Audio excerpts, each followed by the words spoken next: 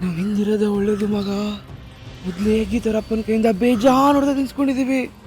ಅವ್ನು ಯಾವಾಗ ರಿವರ್ಸ್ ಆಗ್ತಾನೆ ಗೊತ್ತಿಲ್ಲ ಮಗಲು. ಸರಿ ಮಗ, ನಾವಿಲ್ಲೇ ಇದ್ದು ಬಿಡೋಣ. ಏನಪ್ಪ ಹೇಳ್ತಾ ಇದೀಯಾ? ನಮ್ಮ ಮನೆ ಹಾಳು ಮಾಡಿದ್ದು ಚಲಪತಿ ಅಲ್ವಾ? ಅಲ್ಲ, ಈಗ ಬಂದಿರೋದು ನಾನು. ಆಗಿದ್ದನ್ನ ಆಗ್ಬೇಕಾಗಿರೋದನ್ನ ನಿಮ್ಗೆ ಅರ್ಥ ಮಾಡಿಸ್ಬೇಕಾಗಿರೋದು ನನ್ ಕರ್ತವ್ಯ ಸರ್. ಇಷ್ಟಕ್ಕೂ ನೀವ್ಯಾರಪ್ಪ? ಈಗ ನಮ್ಮ ತಲೆ ಕೆಟ್ಟಿದೆ, ನಮ್ಮ ಸಂಸಾರ ಬೀದಿಗೆ ಬಂದಿದ್ದೀರಾ ಅಂತ ಗೊತ್ತಾದ್ಮೇಲೆ ಸರ್ ನಾನು ಇಲ್ಲಿಗೆ ಬಂದಿರೋದು. ನಮಸ್ಕಾರ, ನನ್ನ ಹೆಸರು ವಿಜಯ್. ಅಪ್ಪ, ಇವರು ಮಂತ್ರಿ ಸೂರ್ಯಪ್ರಕಾಶ್ ಮಗ.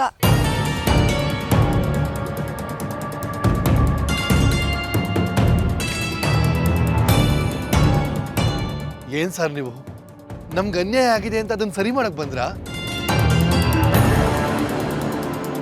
ನಿಜವಾಗ್ಲೂ ನೀವು ಸಮಾಜದ ನೋವಿನ ಪರವಾಗಿ ನಿಲ್ಲೋರು ಮಂತ್ರಿಗಳೇ ಕಳಿಸಿದ್ರಾ? ನಾನೇ ಬಂದೆ. ನೀವು ತುಂಬಾ ಒಳ್ಳೆಯವ್ರು ಸರ್. ನೀವು ನಿಮ್ಮ ತಂದೆಯವ್ರ ಹಾಗೆ ಕಷ್ಟಕ್ಕೆ ಸಹಾಯ ನೀಡ್ತೀರಾ. ನಮ್ಮ ಕುಟುಂಬಕ್ಕೆ ತುಂಬಾ ಅನ್ಯಾಯ ಆಗ್ಬಿಟ್ಟಿದೆ ಸರ್. ನಮಗೆ ಎಂತ ಅನ್ಯಾಯ ಆಗಿದೆ ಗೊತ್ತಾ ಸರ್? ನಯವಂಚನೆ, ಶುದ್ಧ ನಯವಂಚನೆ ಸರ್. ಆ ಚಲಪತಿ ತಗೊಂಡ್ರೆ 25 ಲಕ್ಷಕ್ಕೆ ನಾನು ಶೂರಿಟಿ ಹಾಕಿದ್ದೆ ಸರ್. ನೋಟಿಸ್ ಬಂದಿದೆ ಹೇಳಿಲ್ಲ ನನ್ನ ಮಗ, ಕಂತು ಕಟ್ಟಿಲ್ಲ, ಮನೆ ಖಾಲಿ ಮಾಡಿಕೊಂಡು ಊರು ಬಿಟ್ಬಿಟ್ಟಿದ್ದಾನೆ. ಬ್ಯಾಂಕ್ನವ್ರು ಬಂದು ನನ್ನ ಮನೆಗೆ ಬೀಗ ಜಡಿದು ಇಡೀ ಸಂಸಾರನ ಬೀದಿಗೆ ಹಾಕ್ಬಿಟ್ಟಿದ್ದಾರೆ. ನೋಡಿ ಸರ್, ಎಂತ ಅನ್ಯಾಯ ಮಾಡಿದ್ದಾರೆ ಸರ್. ಸರ್, ದಯಮಾಡಿ ನೀವೇ ನಮಗೆ ನ್ಯಾಯ ಕೊಡಿಸ್ಬೇಕು ಸರ್. ಸುಧಾರಿಸ್ಕೊಳ್ಳಿ. ನಿಮ್ಗೆ ಅನ್ಯಾಯ ಆಗಿರೋದು, ನೀವು ಬೀದಿಗೆ ಬಿದ್ದಿರೋದಕ್ಕೆ ಕಾರಣ ಯಾರು ಅಂತ ಅಂದ್ಕೊಂಡಿದ್ದೀರಾ? ಅದೇ ಸರ್, ಆ ಚಲಪತಿ ಅಲ್ಲ. ಇನ್ಯಾರು ಸರ್? ಆ ನನ್ನ ಮಗ ಚಲಪತಿನೇ. ಅವನನ್ನು ಬಿಟ್ರೆ ನನ್ನ ಕುಟುಂಬನ ಬೀದಿಗೆ ಹಾಕೋ ಶತ್ರುಗಳು ನಮ್ಗೆ ಇನ್ಯಾರು ಇಲ್ಲ ಸರ್. ನಿಮ್ಮ ಮಗಳು ಗೀತಾಗಿರ್ಬೋದಲ್ವಾ?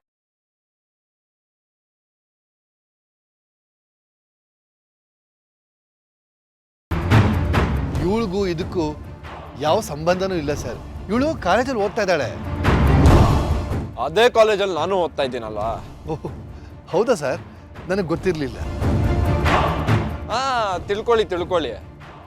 ನೀವು ಇನ್ನೂ ತಿಳ್ಕೊಬೇಕಾಗಿರೋ ವಿಷಯ ತುಂಬಾ ಇದೆ. ಸಮಸ್ಯೆ ಬಂದಿರೋದು ನನಗೆ, ಮಧ್ಯ ಮಗಳ ವಿಷಯ ಯಾಕೆ ಸರ್? ನೀವು ಹೇಳ್ತಾ ಇದ್ದೀರಾ ಸಮಸ್ಯೆ ಬಂದಿರೋದು ಚಲಪತಿಯಿಂದ ಅಲ್ಲ ಅಂತ. ಇಷ್ಟಕ್ಕೂ ಹೀಗೆಲ್ಲ ಮಾಡಿದವರು ಯಾರು?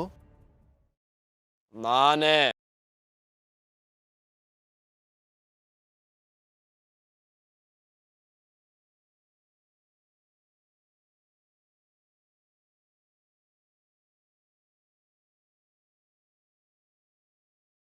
ಚಲಪತಿನ ಓಡಿಸಿದ್ದು ನಾನು, ಬ್ಯಾಂಕ್ನವ್ರನ್ನ ಕರ್ಸಿದ್ದು ನಾನೇ, ನಿಮ್ಮ ಮನೆಗೆ ಬೀಗ ಹಾಕ್ಸಿದ್ದು ನಾನೇ.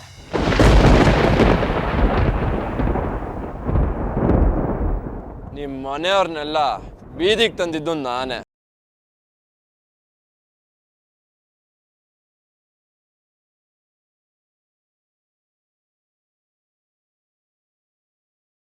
ಯಾಕೆ ಸರ್? ನಾವೇ ನಿಮ್ಗೆ ಅನ್ಯಾಯ ಮಾಡಿದ್ದೀವಿ?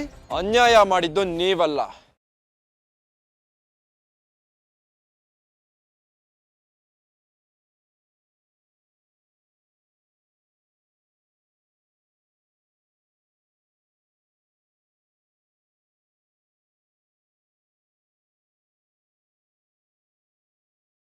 ಇವತ್ತು ನೀವು ಬೀದಿಲಿದ್ದೀರಾ ಅಂದ್ರೆ ಅದಕ್ಕೆ ಕಾರಣ ನಿಮ್ಮ ಮಗಳು ಗೀತಾ. ಗೀತಾ ಗೀತಾ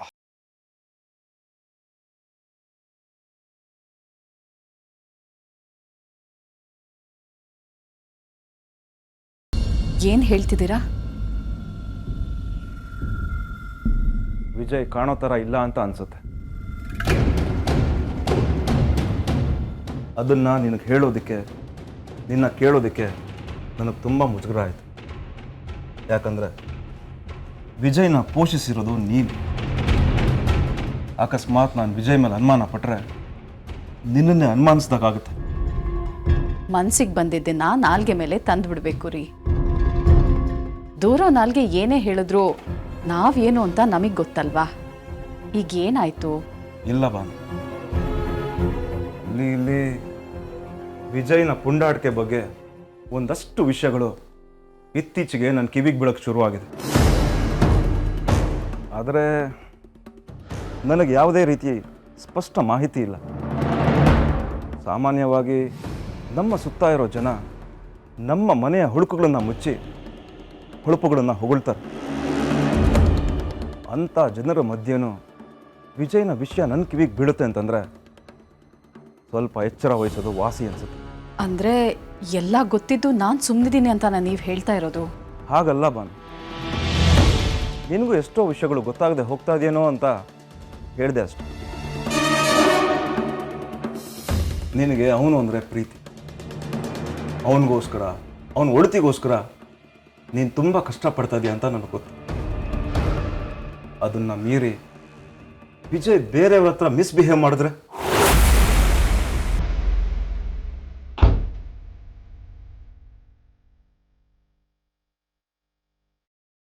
ಕೆಟ್ಟ ಹೆಸರು ಬರೋದು ನಿಮಗೆ ಅಂತ ನನಗೆ ಗೊತ್ತು.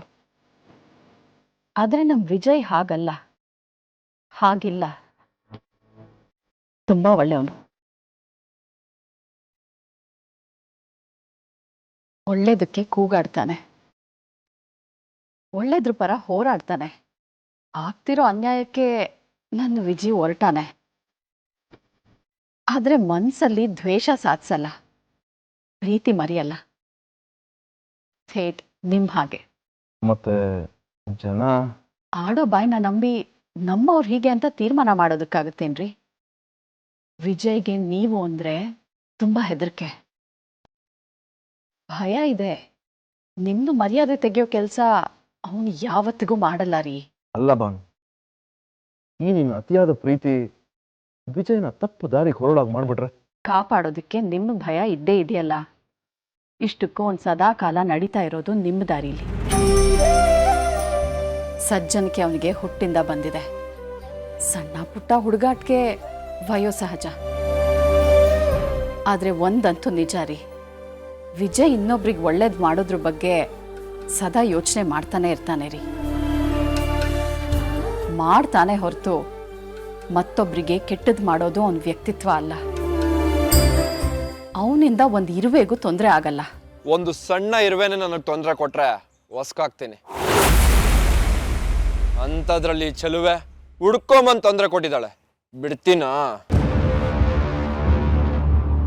ನೋಡಪ್ಪ, ನೀನೆಲ್ಲೋ ತಪ್ಪು ತಿಳ್ಕೊಂಡಿದ್ಯಾ ಅನ್ಸುತ್ತೆ. ನನ್ನ ಮಗಳು ತನ್ನ ಪಾಡಕ್ಕೆ ತಾನಿರ್ತಾಳೆ, ತಾನಾಯ್ತು ತನ್ನ ಕೆಲಸ ಆಯಿತು ಅಂತಿರ್ತಾಳೆ. ಅವಳು ಯಾಕಪ್ಪ ನಿಮಗೆ ತೊಂದರೆ ಕೊಡ್ತಾಳೆ? ಹಾಗಾದ್ರೆ ನಿಮ್ಮ ಮಗಳು ಇನ್ನ ನಿಮ್ಗೆ ವಿಷಯ ಹೇಳಿಲ್ಲ ಅಂತ ಆಯ್ತು. ಹೇಳ್ರ. ಕಾಲೇಜಿಗೆ ಬಂದು ವಿಜಯ್ ಎದುರುಗಡೆನೆ ನಿಂತು ಪಂದ್ಯ ಕಟ್ಟಿ ಸ್ಪೋರ್ಟ್ಸ್ ಆಡಿ ನಮ್ ಗುರುನೇ ಸೋಲ್ಸಿ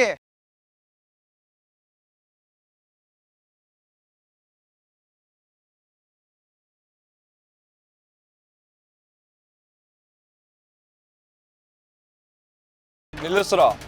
ಹೇಳಿ ಅಂದಾಗ ಮೊದ್ಲಿಂದ ಹೇಳ್ಬೇಕು, ಕೊನೆದಲ್ಲ.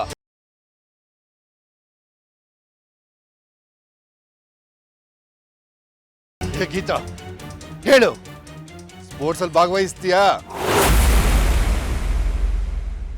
ಆಟ ಆಡ್ತೀಯಾ?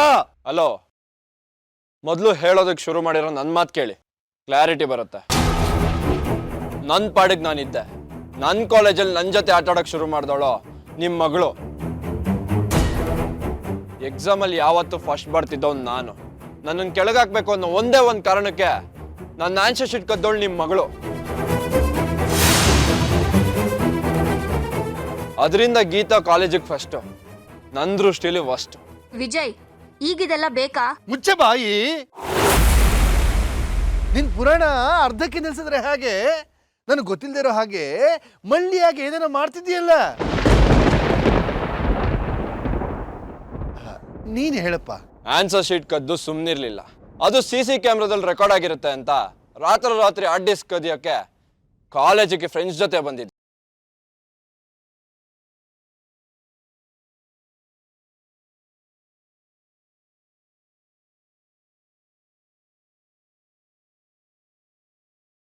ಅದು ಗೊತ್ತಾಗಿ ಹಿಡಿಯಕ್ಕೆ ಹೋದಾಗ ನನ್ನ ಕೆನ್ನೆಗೆ ಬಾರಿಸಿದ್ಲು.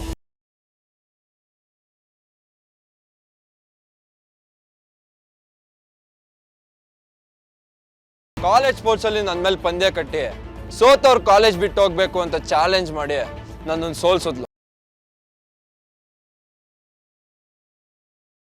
ನನ್ನನ್ನ ಕಾಲೇಜಿಂದ ಹೊರಗಡೆ ಹಾಕ್ಬೇಕು ಅಂತ ತೀರ್ಮಾನ ಮಾಡ್ಕೊಂಡೆ ಆಡದ್ಲು. ನನ್ನನ್ನೇ ಕಾಲೇಜಿಂದ ಆಚೆ ಹಾಕದ್ಲು. ಅಂತವಳನ್ನ ನಾನು ಸುಮ್ಮನೆ ಬಿಡ್ತೀನ? ಅದೇ ಗೀತನ ಮನೆಯಿಂದ ಆಚೆ ಹಾಕ್ಸಿದೆ. ಅವಳನ್ನ ಎತ್ತ ತಪ್ಪಿಗೆ ನೀವು ಆಚೆ ಇದ್ದೀರಾ. ಏನೇ ಗೀತಾ, ಹೇಗಿದೆ ರಿಟರ್ನ್ ಗಿಫ್ಟ್? ಟೋಟಲ್ ಆಗಿ ಇದೆಲ್ಲ ನಿಮ್ಮ ಮಗಳ ಕೊಡುಗೆ. ನನ್ನ ಎದುರುಗಡೆ ಅಂತ ಆಟ ಆಡೋದಕ್ಕೆ ಮುಂಚೆ ನಾನು ಅವಳು ಬದುಕಲ್ಲಿ ಎಂತ ಆಟ ಆಡ್ತೀನಿ ಅನ್ನೋದು ಗೊತ್ತಿರಬೇಕಾಗಿತ್ತು. ಆ ಎಚ್ಚರ ಇರಬೇಕಾಗಿತ್ತು. ಬೆಂಕಿನ ತೌಡ್ಕೊಂಡ್ರೆ ಸುಡೋದು ಅವಳು ಮೈ ಅನ್ನೋ ಪ್ರಜ್ಞೆ ಇರಬೇಕಾಗಿತ್ತು. ಸೊ ನಾಶ ಸರ್ವನಾಶ. ಗೀತಾ, ಈಗ ನೀನ್ ಸೋತ. ಸ್ಪೋರ್ಟ್ಸ್ ಅಲ್ಲಿ ಗೆದ್ರು ನನ್ನ ಎದುರುಗಡೆ ನಿಂತವರು ಸೋಲ್ಬೇಕು ಅನ್ನೋದು ವಿಧಿ ಬರಹ. ಗೀತಾ, ಸೋತ. ಕೊಟ್ಟಿದ್ದಕ್ಕೆ ಸೇರಿಸಿ ಕೊಡೋದು ನನ್ನ ಅಭ್ಯಾಸ. ನನ್ನನ್ನ ಕಾಲೇಜಿಂದ ಔಟ್ ಮಾಡಿದ್ದಕ್ಕೆ ಇವತ್ತು ನಿಮ್ಮ ಇಡೀ ಕುಟುಂಬ ಮನೆಯಿಂದ out out all out. So ಕುಟುಂಬದ ಜೊತೆ ಸ್ಟ್ರೀಟ್ ಲೈಫ್ನ ಎಂಜಾಯ್ ಮಾಡು. ಪಾಪ ಇಂಥ ಮಗಳನ್ನ ಎತ್ತ ತಪ್ಪಿಗೆ ಹೆತ್ತವ್ರಿಗೂ ಕಷ್ಟ. ಸರ್, ಅಪ್ಪ ಅಮ್ಮನ ಪಾಪ ಮಕ್ಳಿಗೂ ಬರುತ್ತೆ ಅಂತಾರೆ. ಅದು ಸುಳ್ಳು ಸರ್.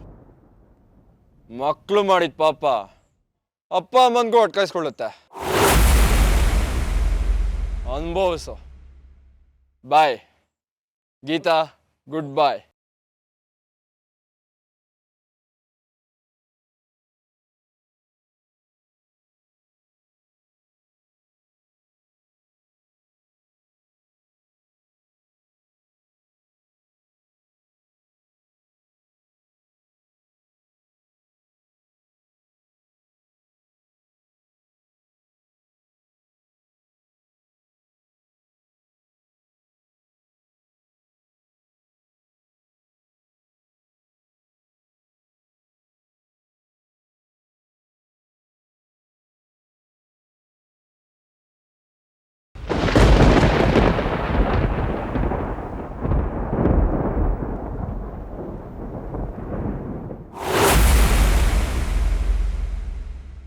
ಅಮ್ಮ,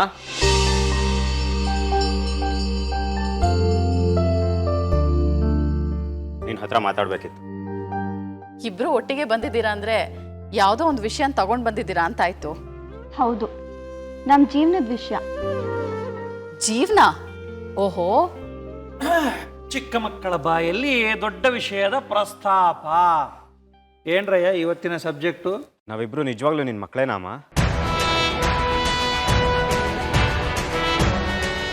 ಕಿರಣ್, ಏನ್ ಮಾತಾಡ್ತಾ ಇದೀಯಾ? ಪ್ರಜ್ಞೆ ಇದೆಯಾ ನಿನಗೆ? ಮಾತು ನಾಲ್ಗೆ ಮೇಲೆ ನಿಗಾ ಇಟ್ಕೊಂಡು ಬರಬೇಕು. ನಿನಗೆ ನಮ್ಮಿಬ್ರ ಮೇಲೆ ನಿಗಾ ಇಲ್ಲ ಅಂತ ಅನ್ನಿಸ್ತಮ್ಮ, ಅದಕ್ಕೆ ಈ ಮಾತು ಬರ್ತಾ ಇದೆ. ನಾವು ನೋಡ್ತಾನೆ ಇದೀವಮ್ಮ. ಈ ಮನೇಲಿ ವಿಜಯ್ ಒಬ್ಬನೇನ ಮಗ? ಅವನೊಬ್ಬಂದೇನ ಜೀವನ ಇರೋದು? ನಾವಿಲ್ವಾ ನಿನ್ ಹೆತ್ ಮಕ್ಕಳು? ಯಾಕೆ ನಾಲ್ಗೆ ಉದ್ದ ಆಗ್ತಾ ಇದೆ ಇವತ್ತು? ನಾಲ್ಗೆ ಉದ್ದ ಆಗ್ತಾ ಇಲ್ಲ ಅಮ್ಮ, ನಮಗೆ ಸಂಕಟ ಆಗ್ತಾ ಇದೆ. ಆದರೆ ನೀನು ನೋಡ್ತಾ ಇಲ್ಲ. ಈ ಮನೇಲಿ ನಾವಿದ್ದೀವಿ, ಆದರೆ ಲೆಕ್ಕಕ್ಕಿಲ್ಲ.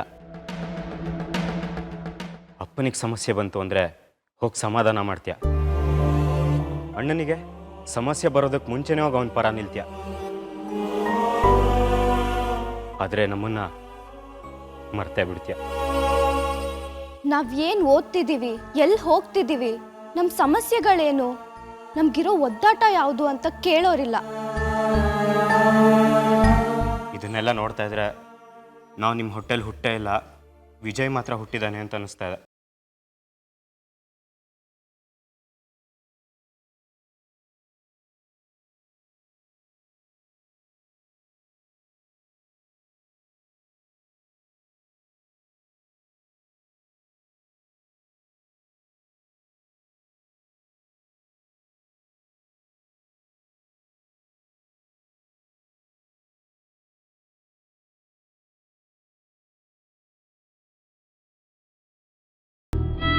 ಅವಳನ್ನ ನಾವು ಕಳ್ಕೊಂಡಿದ್ದೀವಿ. ನಮ್ಗೆ ಅಮ್ಮನೇ ಇಲ್ಲ ಅನ್ನೋ ಭಾವನೆ ಬರ್ತಾ ಇದೆ ಅಮ್ಮ. ಅಮ್ಮ ಇಲ್ದ ವಿಜಯ್ಗೆ ನೀನ್ ತಾಯಿ ಆಗಿರೋದು ದೊಡ್ಡ ವಿಷಯ. ಆದ್ರೆ ನಮ್ಮಿಬ್ರನ್ನ ಅನಾಥರನ್ನಾಗಿ ಮಾಡ್ತಿದ್ಯಲ್ಲಮ್ಮ. ನೋಡ್ರು, ನಿಮ್ಮಿಬ್ರು ಕಷ್ಟನೂ ನನಗೆ ಅರ್ಥ ಆಗ್ತಿದೆ. ಈ ಮನೆಗೆ ಸಂಬಂಧಪಟ್ಟ ಹಾಗೆ, ನನಗೆ ವೈಯಕ್ತಿಕವಾಗಿ ಸಂಬಂಧಪಟ್ಟ ಹಾಗೆ ಒಂದು ತೊಂದರೆ ಬಂದು ಬಿದ್ದಿದೆ. ಸದ್ಯಕ್ಕೆ ಅದನ್ನು ಸಾಲ್ವ್ ಮಾಡೋ ಕಡೆ ನನ್ನ ಗಮನ ಹರಿದಿದೆ. ಅದಕ್ಕೆ ನಿಮ್ಮಿಬ್ರ ಕಡೆ ನನ್ನ ಗಮನ ಹರಿಸೋದಕ್ಕಾಗಿಲ್ಲ. ಅದ್ ಯಾವಾಗ ಸರಿ ಹೋಗುತ್ತಮ್ಮ? ವಿಜಯನ್ ಮದುವೆ ಜೊತೆ ಸರಿ ಹೋಗುತ್ತೆ. ಅಲ್ಲಿವರೆಗೂ ತಾಳ್ಮೆಯಿಂದ ಇರಿ. ಆಮೇಲೆ ವಿಜಯ್ ನೋಡ್ಕೊಳ್ಳಕ್ಕೆ ಅವನ ಹೆಂಡತಿ ಬರ್ತಾಳೆ. ನಿಮ್ಮನ್ನ ನಾನು ನೋಡ್ಕೋತೀನಿ.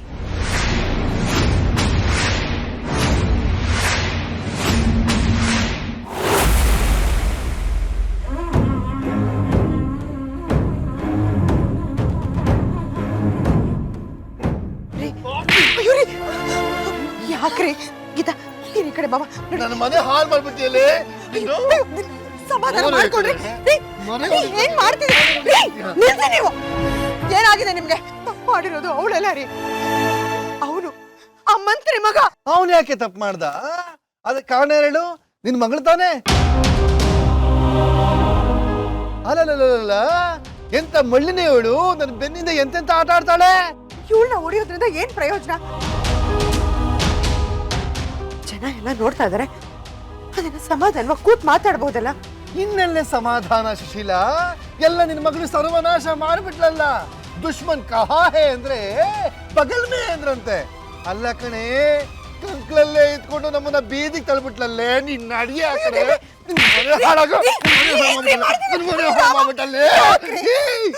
ದೇವ್ರೆ, ಇಡೀ ಬೀದಿ ಜನ ನೋಡ್ತಾ ಇದ್ರೆ ಮರ್ಯಾದೆ ಹೋಗ್ತಾ ಇದಾರೆ. ಹೋಗೋಕೆ ಮರ್ಯಾದೆ ಉಳಿದಿದೆ ತಾನೆ ಸುಶೀಲಾ? ನಿನ್ನ ಮಗಳು ಎಲ್ಲಿ ಉಳಿಸಿದ್ದಾಳೆ? ಸ್ಪೋರ್ಟ್ಸ್ ಆಡೋದು ಬೇಡ ಕಣೆ ಅಂದೆ. ಅವಳು ಅಂತ ಒಪ್ಪಿದ್ದೆ ತಾನೆ. ಮತ್ತೆ ಯಾಕೆ ಆಡಕ್ ಹೋಗಿದ್ದೆ ನೀನು? ನೀನ್ ಅವನ ಆಟದಲ್ಲಿ ಸೋಲ್ಸಿದ್ದೀಯಾ. ಅವನು ಬಂದು ನಮ್ಗೆ ಇಲ್ಲಿ ಕಾಟ ಕೊಡ್ತಾ ಇದ್ದಾನೆ.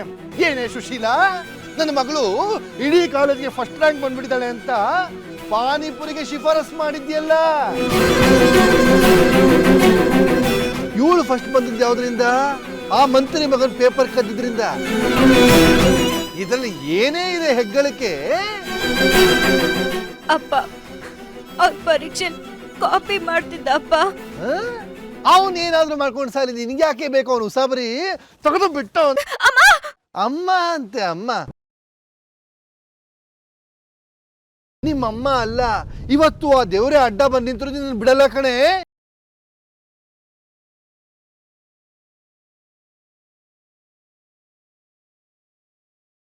ಅವತ್ತು ನೀನು ನಿಮ್ಮ ಫ್ರೆಂಡ್ಸ್ ಮನೆಗೆ ಬಂದು ಲೇಟ್ ಆದ ಕಾರಣ ಅವತ್ತು ನಿಮ್ಮ ಫ್ರೆಂಡ್ಸ್ ಜೊತೆ ಸೇರ್ಕೊಂಡು ಕಾಲೇಜ್ನಲ್ಲಿ ಆರ್ಟಿಸ್ಟ್ ಕದಿಯಕ್ಕೆ ಹೋಗಿದ್ರು. ಆ ಇಬ್ರು ಹುಡುಗರು ನಮ್ಮ ಮನೆಗೆ ಹುಡ್ಕೊಂಡು ಬಂದಿದ್ದು ನಿನ್ನ ಕಾರಣಕ್ಕೆ. ನಾನು ಸ್ಪೋರ್ಟ್ಸ್ ಆಡೋದು ಬೇಡ ಕಣೆ ಅಂದ್ರೆ ನಿನ್ನ ಇಷ್ಟದಾಗ ಆಟ ಆಡಕ್ ಹೋಗ್ತೀಯೋ? ಅಯ್ಯೋ, ಶ್ಯೂರಿಟಿಗೆ ಸೈನ್ ಹಾಕಿ ನಿಮ್ಮನ್ನೆಲ್ಲ ಬೀದಿಗೆ ತಂದು ನಿಲ್ಲಿಸ್ಬಿಟ್ಟೆ ಅಂತ ಚಡಪಡಿಸಿದ್ದೆ ನಾನು. ಬೀದಿಗೆ ತಂದು ನಿಲ್ಸಿದ್ ನಾನಲ್ಲ ಕಣೆ, ನೀನು. ಅಯ್ಯೋ, ನಿನ್ನ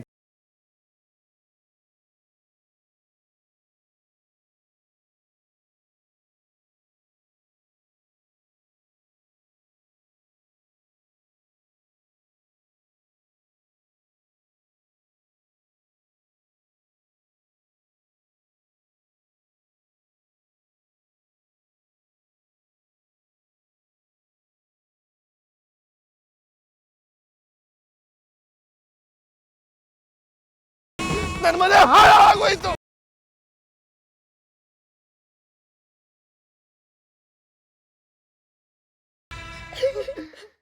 ಹೋಯ್ತಲ್ಲೇ, ಹೋಯ್ತು. ಮನೆ ಹೋಯ್ತು, ಮಾನ ಹೋಯ್ತು, ಎಲ್ಲ ಹಾಳಾಗೋಯ್ತು. ನನ್ನ ಹೆಸರನ್ನ ಅಂತರಿಕ್ಷದಲ್ಲಿ ಹಾರಾಡೋಗ್ ಮಾಡ್ತೀನಿ. ಈ BP ಶ್ರೀನಿವಾಸ್ ಮಗಳು ಗೀತಾ ಅಂತ ಹೆಮ್ಮೆ ಪಡೋಗ್ ಮಾಡ್ತೀನಿ ಅಂತಿದ್ಯಲ್ಲೇ. ಎಲ್ಲ ಪಾತಾಳಕ್ಕಾಗಿ ತುಳಿದ್ಬಿಟ್ಟಿಯಲ್ಲೇ ಪಾಪಿ. ನಿನಗೆ ಜನ್ಮ ಕೊಡ್ತಕ್ಕೆ ನನ್ನನ್ನು ಬೀದಿ ತಂದು ನಿಲ್ಲಿಸ್ಬಿಟ್ಟಿಯಲ್ಲೇ. ನಿನ್ ಜನ್ಮಕ್ಕೆ ಇಷ್ಟು ಬೆಂಕಿ ಹಾಕ ನಿನ್ನ. ಸುಮ್ಮನೆ ಇರ್ರಿ. ಯಾಕೆ ಸುಮ್ಮನೆ ಇರಬೇಕು? ಅಲ್ಲ ರೀ, ಹೆಣ್ಣು ಮಕ್ಳ ಮೇಲೆ ಕೈ ಮಾಡ್ತಾರೇನ್ರಿ? ಏ ಸುಶೀಲಾ, ನೀನ್ ಮತ್ತೆ ಮತ್ತೆ ಅಡ್ಡ ಬಂದ್ರೆ ಸಿಗದಾಕ್ಬಿಡ್ತೀನಿ ಕಣೆ. ಮರ್ಯಾದಿಂದ ಈ ಕಡೆ ಬಾ ಬಾ. ನೋಡಿ, ಇವಾಗ ಕೈ ಮುಗಿತೀನಿ, ಎಲ್ಲರೂ ನೋಡ್ತಾ ಇದ್ದಾರೆ. ಬೇಕಾದ್ರೆ ನಿಮ್ ಕಾಲಕ್ಕೆ ಬೀಳ್ತೀನಿ. ಹೊಡಿಬೇಡ್ರಿ.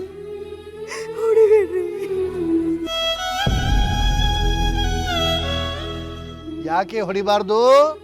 ಯಾಕೆ ಹೊಡಿಬಾರ್ದು ಅಂತ ಹೇಳು. ಹೆಣ್ಮಕ್ಳು ರೀ, ಮನೆಗೆ ಲಕ್ಷ್ಮಿ ಇದ್ದ ಹಾಗೆ. ಆ, ಅದೇ ಲಕ್ಷ್ಮಿನೇ ಈಗ ಬೇಕಾಗಿರೋದು. 25 ಲಕ್ಷ ಜೊತೆಗೆ ಬಡ್ಡಿ ದುಡ್ಡನ್ನ ಲಕ್ಷ್ಮಿ ತಂದ್ಕೊಡ್ತಾಳೋ.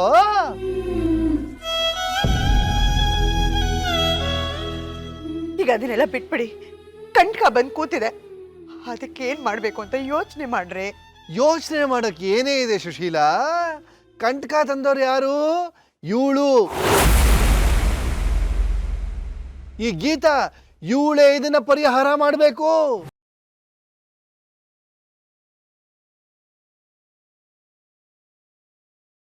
ಹೇಗ್ರಿ? ಇದೆ, ಅದಕ್ಕೆ ದಾರಿ ಇದೆ. ಹೇಳಿದ್ದನ್ನ ಮಾಡ್ತೀಯೋ? ಕೊಟ್ಟ ಮಾತಿಗೆ ತಪ್ಪಾರ್ದು.